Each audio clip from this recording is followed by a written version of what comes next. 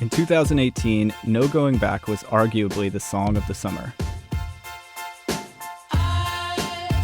A shimmering, bouncy, synth-heavy, atmospheric pop tune that dominated indie-tinged playlists on digital music services like Spotify, the song was the product of a 27-year-old, almost completely unknown artist who'd been toiling away in his home studio.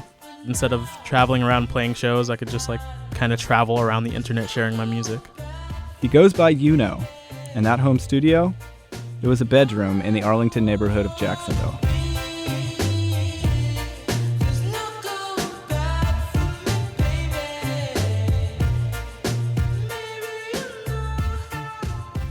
Yuno's efficacy with home recording and digital music production earned him a record contract with unimpeachably cool indie label Sub Pop. Home at one time or another to Soundgarden, Nirvana, Iron and Wine, Head and Heart. Yuno had never performed his music publicly, but the label soon had him on the road selling out clubs across the US and Europe. Though he's the most successful of the bunch, Yuno's but one of dozens of musicians plugging away in home studios across Northeast Florida, creating approachable, sometimes even danceable, mostly electronic music for a broad audience. Yeah, I play everything on this keyboard. Today we'll enter the lo-fi, seemingly isolated yet modernly connected world of DIY home recording, often referred to as bedroom pop.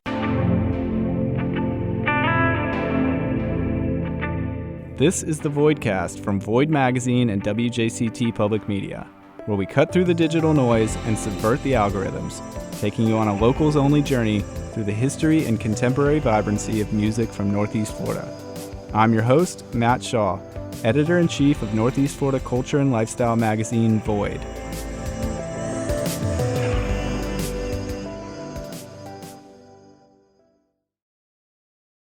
We live in a world where you have these infinite libraries of tunes right there, available for streaming, plus a whole ecosystem of music publications on the internet. I don't read them all, but I feel like I'm pretty tapped in. So the first time I heard Yuno, or should I say heard of Yuno, was via a Sub Pop newsletter in my inbox that said something to the effect of Sub Pop signs Jacksonville's own Yuno. My first thought was, Jacksonville's own? Our Jacksonville? So I listened to his most streamed song, No Going Back, which at that point had like 2 million plays on Spotify. It has 17 million now. And I had that feeling like, maybe I've heard this before, maybe I thought it was a Tame Impala song, but maybe it's just so catchy that it just sounded familiar the way catchy songs do. It's really reminiscent, like most good pop songs are, I think, where they stand out while blending in. A friend of mine, Glenn Van Dyke, she's the creator of the Jacksonville Music Festival Winterland and founding member of seminal New York garage rock band Boy Toy. She had a similar experience with her discovery of Yuno. All those synth pads with a leading melody that gets stuck in your head, and it's like you hear it and you think you've heard it before, but you can't quite put your finger on it. When you hear bedroom pop, it's kind of it was an underground term for a while, and now it's like kind of come to the forefront. What do you think about when you hear bedroom pop? I think that it's making use of what's available to you within our consumer market of recording equipment. You can go and buy an interface, and it's so much. Recording your songs and getting down your ideas is so much more accessible than it ever used to be. And I whenever I think bedroom pop, you think of something that's usually like a solo person creating the beats, the music, being alone in a room, making songs that are evoked by those feelings of, being like by yourself, and that having a universal translation and connecting with people who have had similar feelings or have creative thoughts alone also.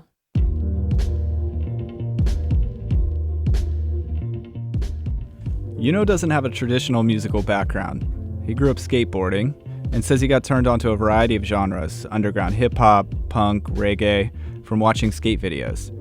His dad bought him a $20 guitar from a flea market, then he started looking up guitar tabs online and learned songs along with his friends at school. My cousin, he used to make beats in Fruity Loops, and I wanted to make a song for a school project, So I had him teach me how to make a beat and helped me with that, and all my friends liked it and thought it was funny, so I just kept making beats and like funny raps and stuff. And then eventually I realized I could make more serious music with it and kind of blend beat making with playing guitar. So I'd make beats and then add some guitar on top of it, and then kind of kept developing that. I just kind of stayed in my bedroom, worked on music, worked on like art and video editing and all that sort of stuff. But yeah, I didn't really go to many shows. I went to one show, this rapper MC Lars. It's clear. You don't need $1 million to launch a career. If your style is unique and you practice what you And that preach, was what really kickstarted me into making music and realizing like I could do things kind of on myself, like on my own, just because I saw him on stage by himself. So I was like, oh, I can just make music in my bedroom by myself. And yeah, just stayed very isolated for a really long time. Until he was discovered by Sub Pop. Since the late 80s, the Seattle-based record label has been synonymous with indie cool. With Mudhoney, then Nirvana, they ushered in the grunge era in the early 90s, then played an outsized role in kicking off the neo-folk revival in the early 2000s, signing earnest singer-songwriter acts like Fleet Foxes. They undeniably keep their proverbial fingers on the pulse of what's happening in music. So signing a seemingly obscure Jacksonville producer, while shocking to some, is also fitting. Ish, who's in a group on Sub Pop called Shabazz Palaces, he's an A&R at Sub Pop, and I guess he was just browsing through SoundCloud. He doesn't really remember exactly how he stumbled across me, but he did, and he listened, and he liked it a lot, and emailed me, and just telling me he liked my music. We kept in touch for a while. Eventually, he was just like, hey, if it's okay, I want to share your stuff with the rest of the people at Sub Pop. And I was like, yes, that is okay. I am definitely okay with you showing Sub Pop my music. And everybody else seemed to like it, and I ended up signing with them. And it was kind of like out of nowhere, and definitely a dream come true for me, because I've always been a really big Sub Pop fan. They reached out to me finding my music online, which is kind of how I made sure to get out my music, get my music out to people. I figured instead of traveling around playing shows, I could just like kind of travel around the internet sharing my music. And this is what really makes the world of bedroom pop a uniquely modern one. These forums and platforms where artists who are creating music on their computer at home can share, communicate, and collaborate on music. That's how Jacksonville electronic musician Brian Squillis, who also makes music from his home, first heard of Uno, years before Sub Pop scooped him up. I think a friend shared his music with me, and then I sent him an email saying, hey, I think you're cool. If you ever play shows, like my band could play shows with you or whatever. And I think he responded and was just like, thanks, but like he didn't really play shows or anything. And then I followed up years later just saying like, what's up again, you know, just kind of like bugging the dude, because I just knew like, how is this guy so good? Living here in Arlington, never seen him, never, you know, like nothing, like he just exists, and I know he's great. His music started coming together, and he got signed to Sub Pop, and he needed to tour. He needed a band. So I was one of those people that was just like pestering him. So he's like, hey, let's play. I'm like, all right. I was really nervous for the first show. We were touring with this band Twin Shadow, and we flew out to San Francisco to start a little mini tour. And yeah, I was really nervous for this like sold out crowd. Yeah, the first show sucked. Actually, I take it back. Our first show wasn't that bad, but we did have a bunch of disasters right afterwards because we were so new. I think that most bands get a chance to play their embarrassing shows in front of 10 people. But we were in this very unique situation of playing our embarrassing shows in front of 500 people. And then in Uno's case, he had never played a show in his life. He maybe played one. I just remember being backstage, just like had this tightness, and my stomach was in knots. And then I finally did it and like felt okay about it. And I was really nervous for the next few shows. But I think generally after that tour, and especially towards the end of it, I just realized everyone was there to have a good time. So I didn't need to like worry too much. It was a slow start, but you know, a fun one. It's Uno live on KEXP. Take it away.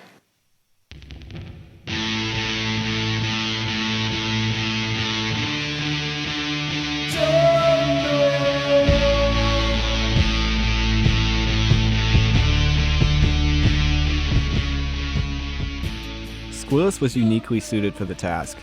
He honed his stage chops as a founding member of the popular local electronic band Sea Cycles. In the last few years, he's become one of the most sought-after producers and collaborators in this region. His electronic pop duo Lands, with fellow producer Renaya Woodard, has a couple million plays on Spotify, and he's lately been releasing music under a solo project pseudonym Odd Relics, music which he makes by himself in, a bedroom. Which would be great. Oh yeah, here's the one with the four sounds. Yeah.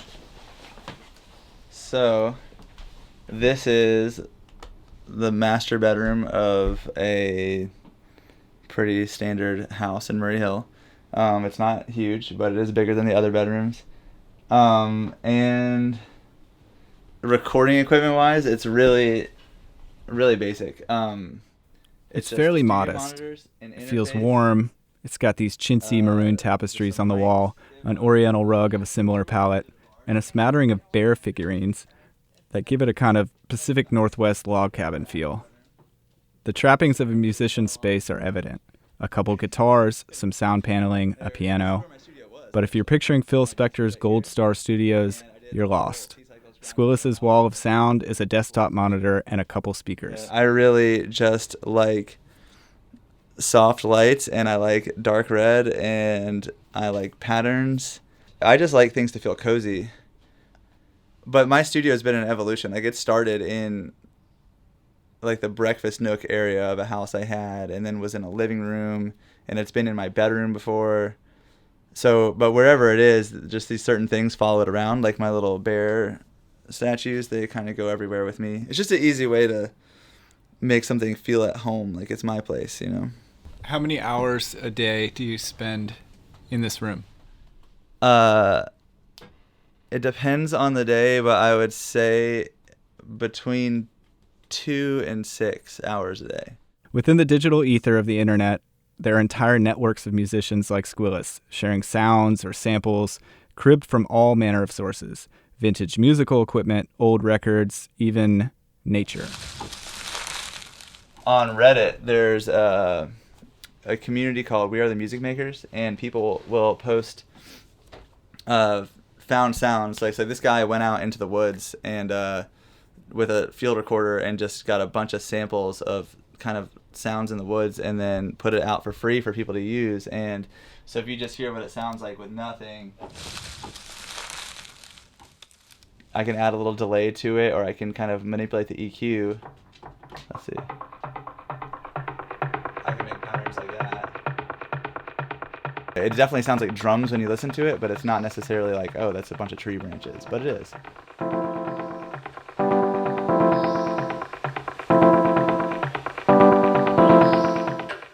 Every one of these sounds in this song specifically, other ones I use other instruments, but every one of these sounds can be performed on this keyboard. So this sound was performed right here the same way that this sound was right here. Like these, like I'm just, yeah, I play everything on this keyboard. I'll turn this down.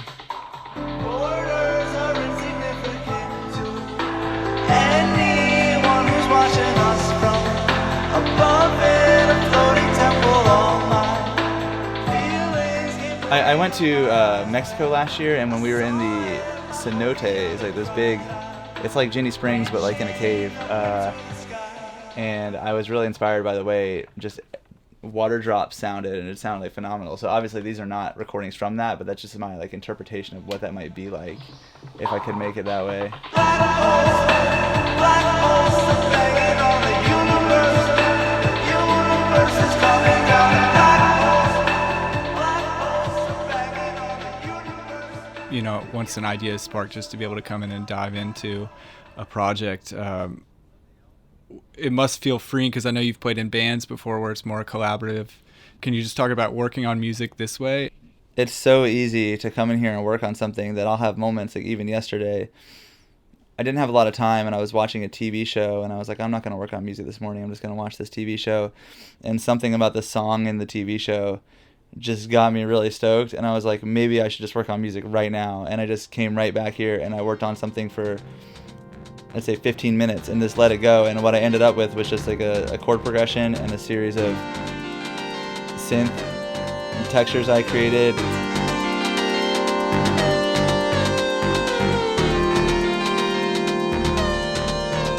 And it's not a song, it's just more of like a mood board. But I did it in 15 minutes and that was that. And I may not touch that thing for another year, I don't know, but like it got done. And I'd say the other benefit to working, at least working alone, is that I can go through really bad ideas without criticism.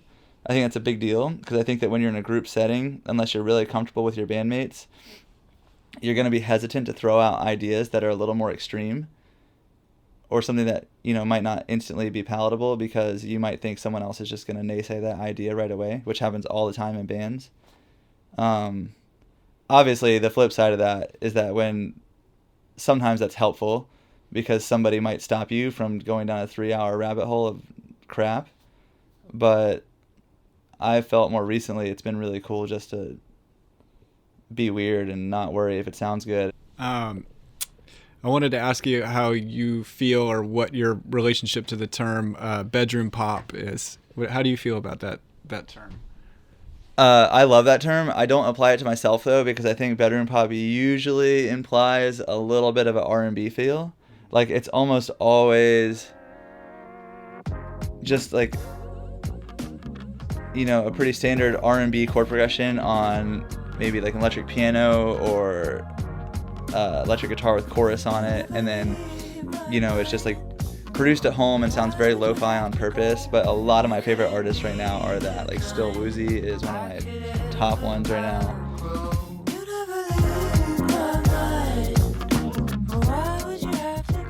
I have zero issues with the term. I think that I make music in that way, but I don't know if it ends up sounding like that. Right, and I think that music journalists or whoever will, you know, a new genre of music, whatever, and they need a word to apply to it. And so bedroom pop has kind of become this all-encompassing thing for somewhat electronic music that has like a lo-fi sort of tinge to it, which I kind of see a direct through line between like garage rock in the 60s where you just have these bands of young kids getting together. They want to record some music. They hang a microphone in their garage. And then you have hip hop in the 80s where, you know, the cheap electronic equipment and you put some samples together and then somebody raps over it. Just I guess the utility or the access that you have to the equipment that you're using and how that kind of inspires the music that comes out of it. Yeah, I think in a lot of ways there's similarities to this world like there is to photography. So the better technology gets, the easier it is for anyone to access. So there's two things that happen when that happens. One is that the world gets saturated with a lot of music, like more than it ever had, because it's so easy just to do it. And a lot of that music is bad, sure, but the other side of it is that, like, if somebody recorded something in a professional studio and somebody recorded something at home and that quality gap is getting smaller, then it seems like the bar for entry is just like more open and like anybody can do it. And then what happens is it becomes less about like, oh, did you get great tones or did you go get the coolest sounding, you know, vintage piano or whatever, and it's more just about like what was the message of your art. And like it almost makes things more pure. Like when someone makes it from their home with nothing and it's still a successful song, then it just means that it didn't need all these accessories to be real or to be relatable to people that want to hear it. And a lot of the best music right now is that way.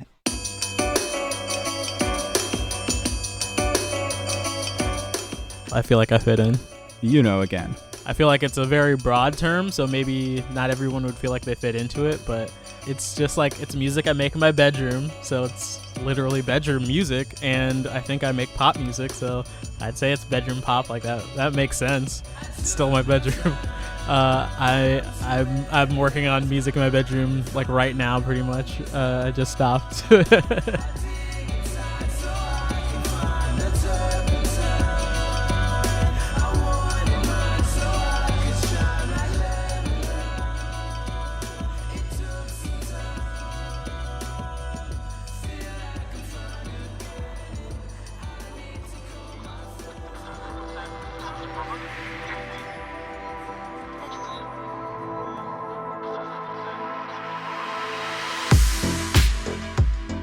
The Voidcast is part of WJCT's Jacksonville Music Experience. Here to give music fans in Northeast Florida and beyond lots of ways to enjoy their favorite artists and discover new genres.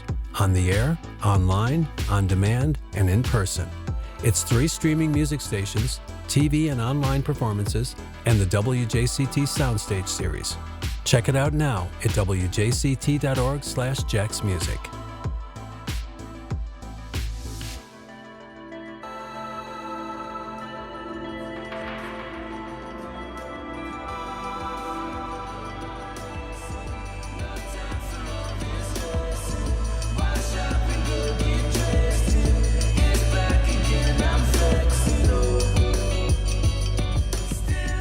Bedroom pop is kind of having a moment. Who are some examples of artists, sort of mainstream contemporary pop artists from that world who are making music in the way that, Brian Squills from Odd Relics or Yeah, I mean, Billie Eilish just swept at the Grammys. Right, when she win 5 or something? Yeah, all of just them. 5. Yeah, she won all only the 5.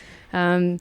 Yeah, she comes from a bedroom pop background. You've got Lil Peep, R.I.P., Juice WRLD.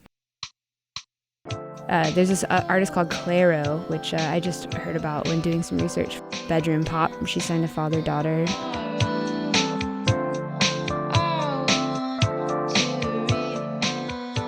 Or Sales from Orlando. Yeah, Vagabond. Yeah. The term lo-fi gets used when we talk about bedroom pop. Totally. And anytime you label music, sometimes it can be a term of endearment, but a lot of times, like musicians, artists don't like labels. But lo-fi is tied to bedroom pop. And what does that mean when we say lo-fi? It's funny because that word lo-fi, I feel like, has been used so much at this point, kind of like how indie has been, where it's completely lost its meaning, and it's like meant to imply that someone's using equipment that is not, it's consumer grade or it's not professional grade. And with those things come a certain sonic quality, like extra tape hiss or a really noisy guitar. And it's now, those are very indicative of bedroom pop, I think, because those are the equipment that is really accessible, and also the resurgence of people wanting to create that, becomes a paradox of, it's called lo-fi. It was a degrading term in the 70s because you couldn't afford to be in a fancy studio, but now that silver tone is sought after. There's another artist here in Northeast Florida I think we both know and like very much, Sailor Goon. Can you tell us about Kayla, aka Sailor Goon? Yeah, her vocal delivery is really striking to me. She has a really impressive range. Yes, I'm a haze. Oh, the way the sun hits on your face, it's perfect. She can evoke it with a really laissez-faire attitude, and it's just like, at one point she's kind of barely whispering, and then she's hitting a vocal run. She leaves you with cliffhangers. She doesn't have a lot of repetition in her songs. It reminds me of like Frank Ocean and Solange have that same very linear style. Her joints are real short. Mm-hmm. There's like a vulnerability to it. I've always sort of loved artists who display like a decent level of discomfort on stage. Like right. David Byrne's discomfort. Seems natural. Yeah, it was kind of quirky, and Kurt Cobain, I think, genuinely seemed shy when he played live.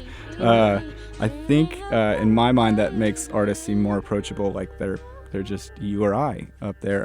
Do you think there's an approachability factor to bedroom pop, like the way these artists share their music through the internet? They connect in this way that's like, this is the modern way of communication. I totally do. Yeah, I think it could go back to the fact that a lot of these artists are, admittedly by themselves writing these songs, and there's certain emotions that you can only evoke from being by yourself, and what those feelings put into the songs that they're writing is something that is read, I think, by other people when they listen to it, and it's a very common theme and common thread, and it's